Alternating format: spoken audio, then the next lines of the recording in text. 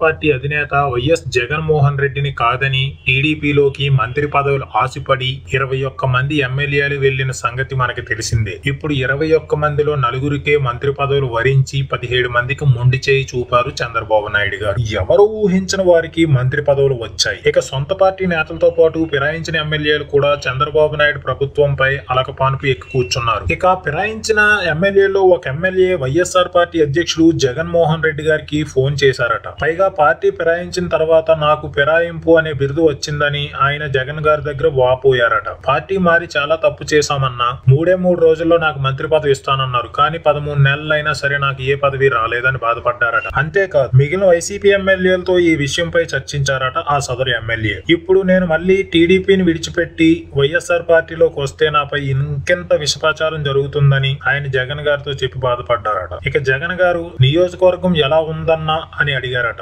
వెంటనే ఆ ఎమ్మెల్యే బదులు ఏమని ఇచ్చారు అంటే, అవే నిధులు అవే పనులు, కొత్తగా మార్పు ఏమీ లేదు జగన్ అన్న అని ఆయన ఇచ్చారంట. అంతేకాదు నా నియోజకవర్గంలో టీడీపీ నేత నేను పార్టీ ఫిరాయించడంతో అధినేతపై ఇప్పటి నుంచే ఒత్తిడి తేవడంతో 2019లో సీటు కూడా టీడీపీ నేతకే ఇస్తానని హామీ ఇచ్చారట. ఇక నాకు 2019లో కూడా టీడీపీ తరపున ఎమ్మెల్యేగా పోటీ చేసే అవకాశం లేదన్నా అని వాపోయారట జగన్మోహన్ రెడ్డి గారి. జగన్ గారు ఎప్పటిలాగే నవ్వుతూ ఎప్పటికీ మంచి జరుగుతుంది, జగన్మోహన్ రెడ్డి గారు ఎప్పటిలాగే మంచి జరుగుతుందన్న, దేవుడున్నాడు అంతా దేవుడు చూసుకుంటాడు అని చిరునవ్వు నవ్వి ఫోన్ పెట్టేశారట. ఇక చూడాలి పాపం ఆ ఎమ్మెల్యే పరిస్థితి ఏమవుతుందో. ఈ వీడియో కనుక నచ్చినట్లయితే లైక్ చేయండి, ఛానల్ ని సబ్స్క్రైబ్ చేయండి.